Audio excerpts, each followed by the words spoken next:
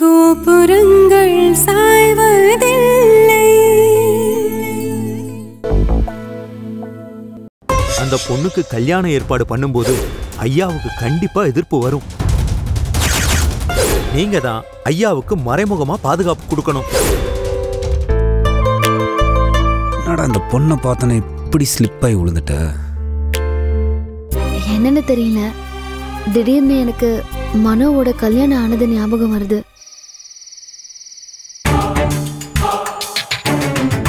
அந்த சிவா வேற யார் கழுத்துலயும் தாலி கட்ட கூடாது. அவன் ஏன் கழுத்துல மட்டும்தான் தாலி கட்டணும்.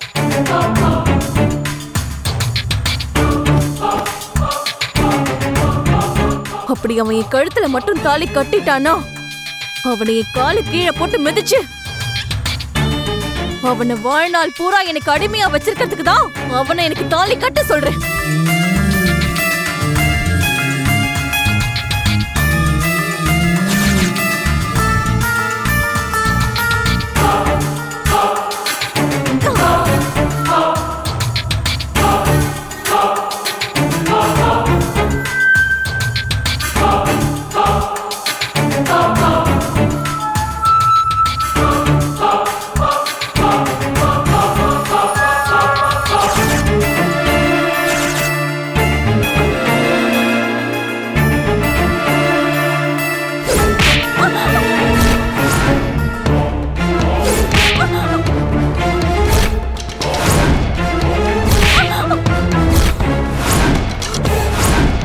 உனக்கு துரோகம் பண்ணல, நான் தான் உனக்கு துரோகம் பண்ண.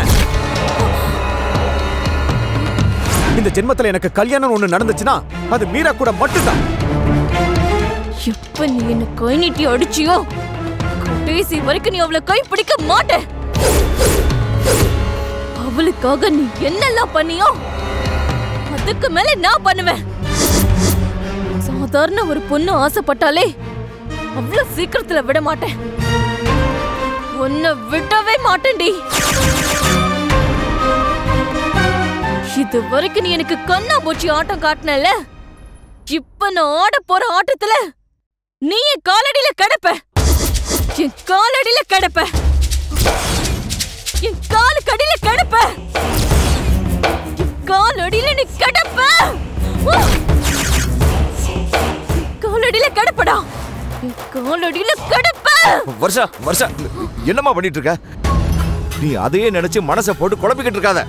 வருஷா நீ முதல்ல உட்காருமா. அப்பா நான் இருக்கேன்ல, என்ன செய்யணும்னு எனக்கு தெரியும். நீ அமைதியார், அமைதியார்மா.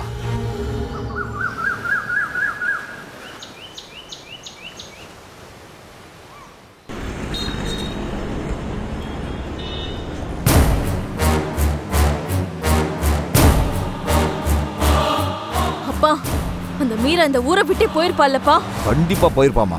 அவ மட்டும் போகல, கண்டிப்பா உன் கண்ணு முன்னாடி அவளை கண்டதோடமா வெட்டி போட்டுறேன். அவ உயிரோடவே இருக்க கூடாதுப்பா. எனக்கு துரோகம் பண்ண அவ உயிரோடவே இருக்க கூடாது. நீங்க என்ன பண்ணுவீங்களோ ஏது பண்ணுவீங்களோ தெரியாது. அவ இந்த ஊரை விட்டே போயிடணும்பா.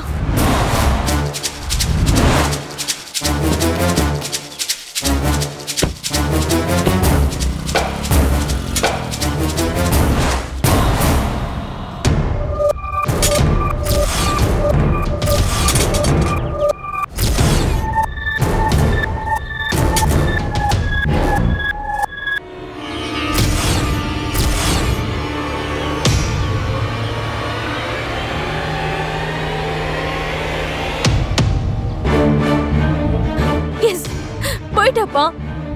அந்த துரோகி மீரா இந்த ஊரை விட்டே போயிட்டாப்பா. என்னோட லைஃபை விட்டு ஒரேடியா போயிட்டா. அவ இனிமே எனக்கும் அந்த சிவாவுக்கும் நடுவுல வரவே மாட்டா. எனக்கு இப்போ எப்படி இருக்கு தெரியுமா? எனக்கு ரொம்ப சந்தோஷமா இருக்குப்பா. ரொம்ப தேங்க்ஸ்பா. என்னம்மா வருஷா, உனக்காக செய்யாம வேற யாருக்காக இந்த அப்பா செய்ய போற? உனக்கு அந்த சிவா கிடைக்கணுங்கிறதுக்காக நான் என்ன வேணாலும் செய்வேம்மா. அப்பா, அந்த மீரா படிச்சவப்பா. இப்ப நீங்க சொல்லிட்டீங்கன்னு வீட்டை விட்டு போனவ போலீஸ் ஸ்டேஷன் போய் கம்ப்ளைண்ட் பண்ணா என்னப்பா பண்றது? பண்ணட்டுமா, யாருக்கிட்ட வேணாலும் கம்ப்ளைண்ட் பண்ணட்டும். அதை எங்க எப்போ எப்படி டீல் பண்றதுன்னு அப்பாவுக்கு தெரியும். உனக்கும் சிவாவுக்கும் குறிச்ச நேரத்துல குறிச்ச தேதியில கல்யாணம் நடக்கும். இந்த அப்பா நடத்தி வைப்பேன், நீ கவலைப்படாதம்மா. அது போதும்பா, எனக்கு அது போதும்.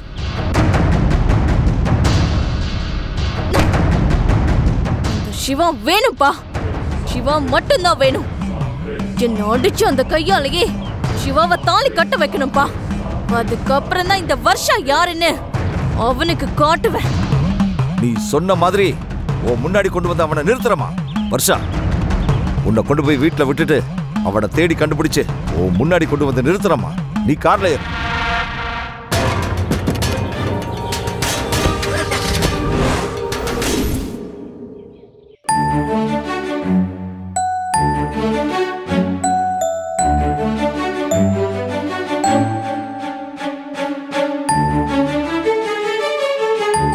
நிர்மலா,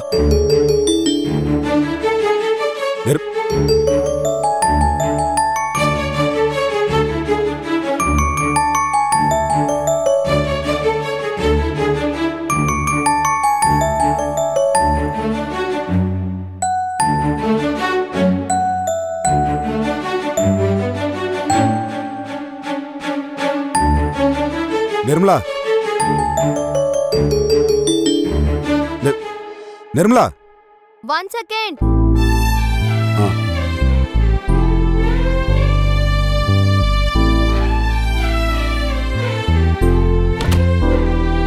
ஹே, குட் மார்னிங்ண்ணா. நைட்டு 2-3 தடவை வந்து பார்த்தேன். டோர் வேற லாக்கா இருக்கு. மணி என்னாச்சுன்னு தெரியுமா உனக்கு? சாரிண்ணா, நைட் தூங்க ரொம்ப லேட் ஆயிடுச்சு. சரி, அது பரவாயில்ல. இப்போ நேராக கீழே போய் அம்மா சொன்னாங்களே அந்த பொண்ணு, அது போய் பார்ப்போம். என்ன, நேத்து தான் வேணான்னு சொன்ன, இப்ப நீயே போய் பார்க்க சொல்ற? அதில் ஒரு விஷயம் இருக்கு, புரியுதா? அது சொல்றதுக்கு தான் நான் இங்கே வந்தேன். என்னாச்சுண்ணா? எனக்கும் நைட்டு தூக்கம் வரல. சரி, கீழே போய் தண்ணி குடிக்கலான்னு போனா அந்த பொண்ணு இருக்குல்ல. எந்த பொண்ணு?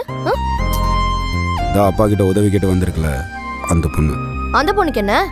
அந்த பொண்ணுக்கு ஒன்றும் இல்லை. அந்த பொண்ணு நேற்று டைனிங் டேபிள் கிட்ட தண்ணி குடிக்க வந்துச்சு. அங்கே அந்த பொண்ணை பார்த்ததுல இருந்து என் மனசுக்குள்ள காக்கா குருவிலாம் பறக்கிற மாதிரி இருக்கு. ஐயோ அண்ணா, அது பட்டர்ஃப்ளைனா? பட்டர்ஃப்ளை பறக்குது. ஏதோ அந்த பொண்ணு என்ன ரொம்ப ஆழமா பாதிச்சிட்டா. கட்டினா அந்த பொண்ணு தான் கட்டணும்னு எனக்கு புரிய வச்சிட்டான. பார்த்துக்கேன், கொஞ்சம் புரிஞ்சுக்கேன். ஓ அண்ணா, உனக்குள்ளே லவ் வந்துருச்சா? Okay okay. என்னங்க, இங்க கொஞ்சம் வாங்கல, வெளியில வந்து பாருங்க. என்னம்மா, என்ன விஷயம்? முதல்ல நீங்க வெளியில வந்து பாருங்க. இப்ப எதுக்கு வெளிய வரணும் வாசுகி? என்ன வெளிய? நீங்க வாங்கல, நீங்களே வந்து பாருங்க. வெளியில வந்து அதை மட்டும் நீங்க பாத்தீங்கன்னா. என்னதான் இருக்கு வெளிய? சொல்லு வாசுகி, சொன்னாதானே தெரியும். நான் சொல்லி நீங்க கேக்குறத விட நீங்களே வந்து பார்த்தாதான் சரியா இருக்கும். வாங்க. கைய விடு, சொன்ன கேளு. வாங்க, காட்டுறேன். கைய விடு. என்ன வாசுகி, என்னன்னு சொல்லு. நீங்களே வந்து பாருங்க. சொன்ன கேளு, கைய விடு. கீழ இறங்கி வாங்க. ஐயோ, நீ சொன்ன கேட்க மாட்டியா? நான் ஏதாவது சொன்னா அதுக்கு காரணம் இருக்கும். என்ன காரணம்? அங்க பாருங்கங்க, பாருங்க.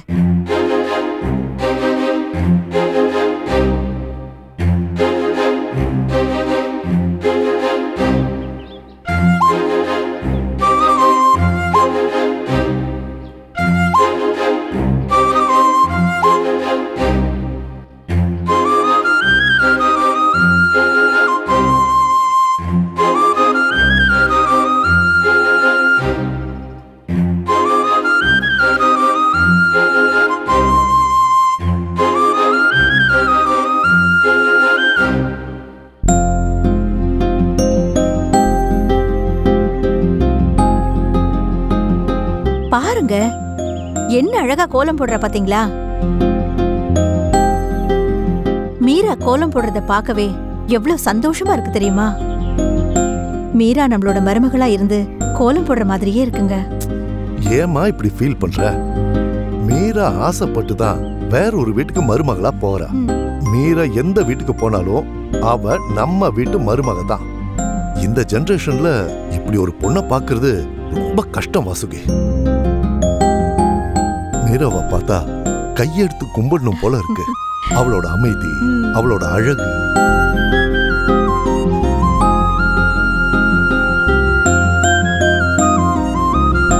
இவளை கல்யாணம் பண்ணிக்க போற பையன் மட்டும் இல்ல, அந்த குடும்பமே கொடுத்து வச்சிருக்கணும்.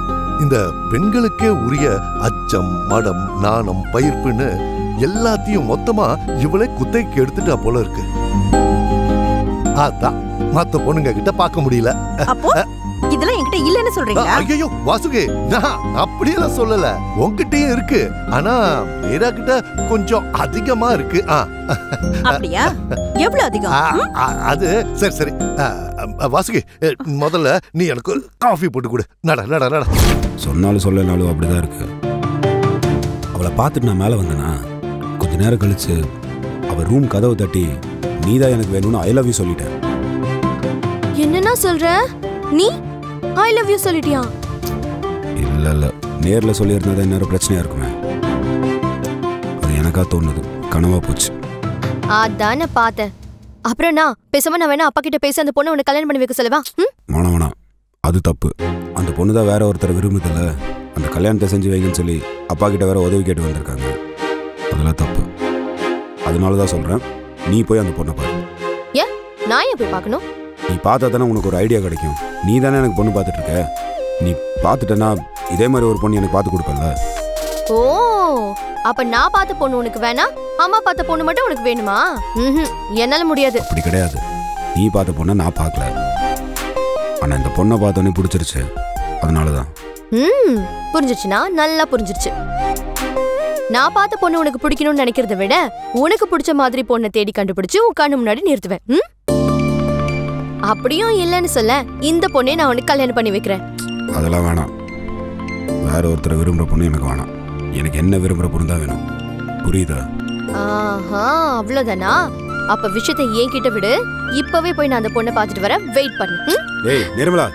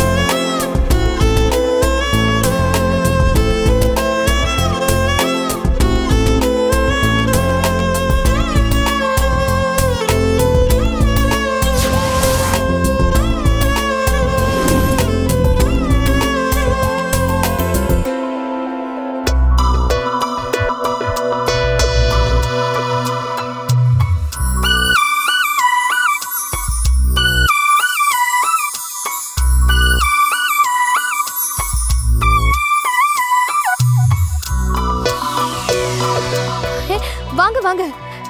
நீங்க எப்படி எங்க வீட்டுக்கு? காலையில எனக்கு எவ்வளவு பெரிய சர்ப்ரைஸ் கொடுத்துருக்கீங்க தெரியுமா? என்னால என் கண்ணே நம்ப முடியலங்க. அம்மா, அப்பா, யார் வந்திருக்கான்னு பாருங்க. என்னம்மா?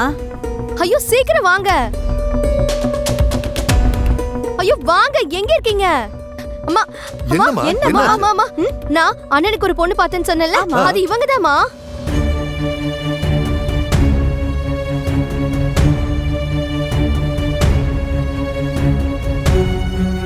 என்னம்மா, என்ன சொல்ற நீ? அம்மா, உனக்கு ஞாபகம் இருக்கா? நான் அண்ணனு கார்ல போயிட்டு இருக்கும்போது ஆட்டோல ஒரு பொண்ணு பார்த்தேன்னு சொன்னனே. ஆமா, அந்த பொண்ணு கூட தேவதை மாதிரி இருக்கான்னு சொன்னேமா. ஆமா, அதுக்கு என்ன இப்போ? அந்த பொண்ணு இவங்கதான்.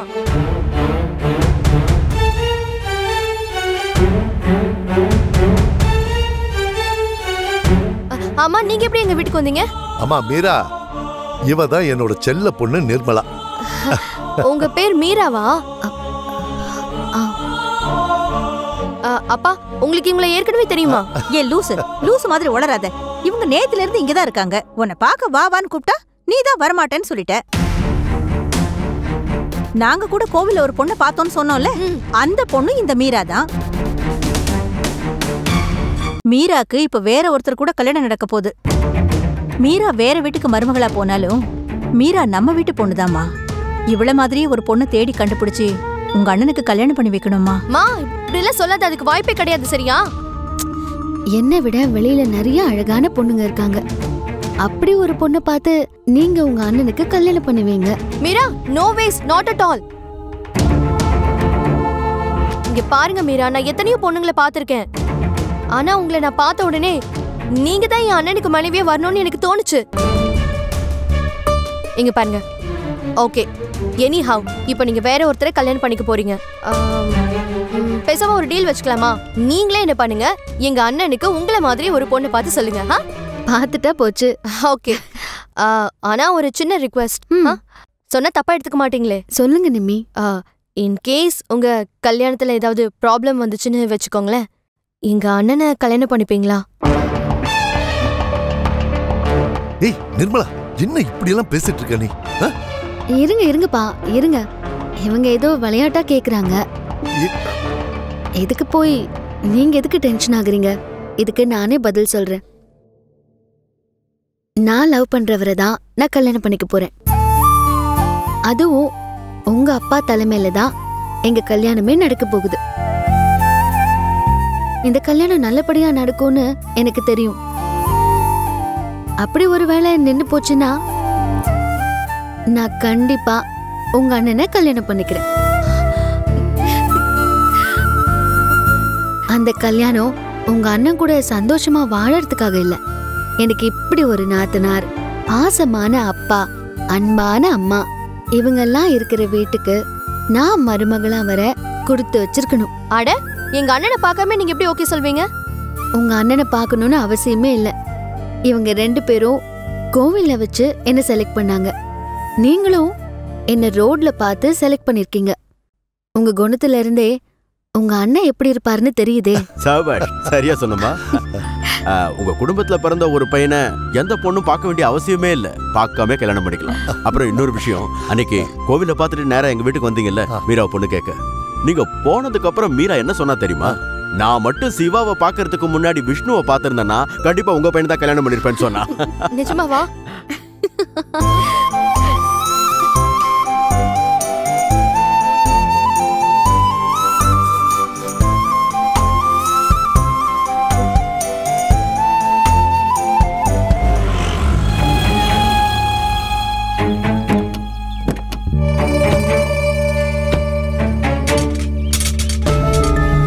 மீரா, மீரா, மீரா, டேய் மீரா, டேய், சும்மா ஏன்டா மீரா மீரான்னு கத்திட்டு இருக்க? அதான் வீடு பூட்டி இருக்குல்ல. இல்லடா, அவங்க சுந்தரத்துக்கு பயந்து வெளியில பூட்டிட்டு உள்ள இருக்காங்களோன்னு தோணுதுடா. மீரா உன் மேல எவ்வளவு அன்பு வச்சிருக்கான்னு எனக்கு தெரியும். அதை நான் கண்ணால பாத்திருக்கேன். அவ எங்க போயிருந்தாலும் கண்டிப்பா கால் பண்ணுவா.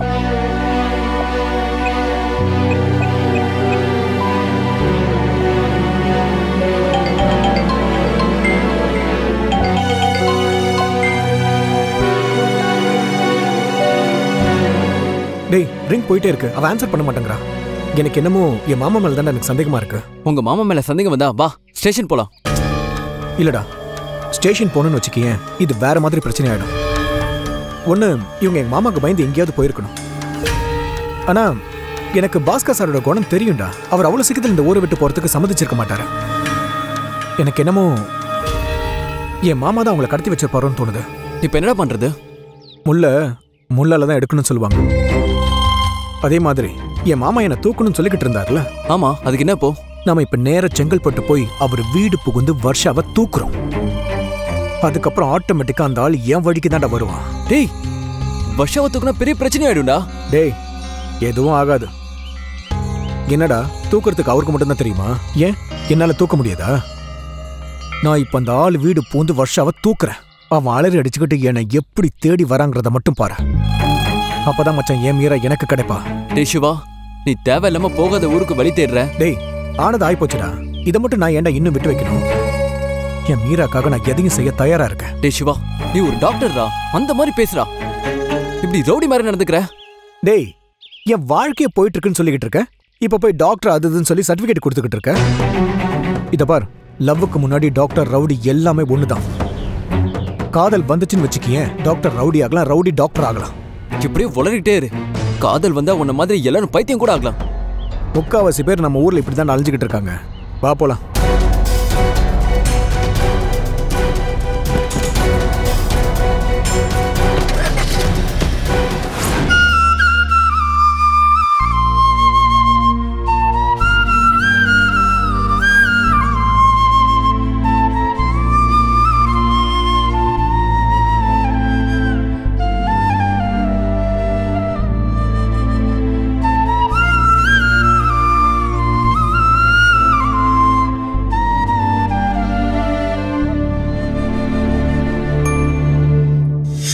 நான் சுந்தரம் பேசுறேன். நீங்க? நான் பாஸ்கர் பேசுறேன். என்னமோ விடியறதுக்குள்ள ஊரை விட்டு போகணும்னு சொன்னீங்க. நாங்க எதுக்காக சார் இந்த ஊரை விட்டு வெளியில போனோம்? நாளைக்கு காலையில கல்யாணம். வா, வந்து 2 பேரையும் வாழ்த்திட்டு போ.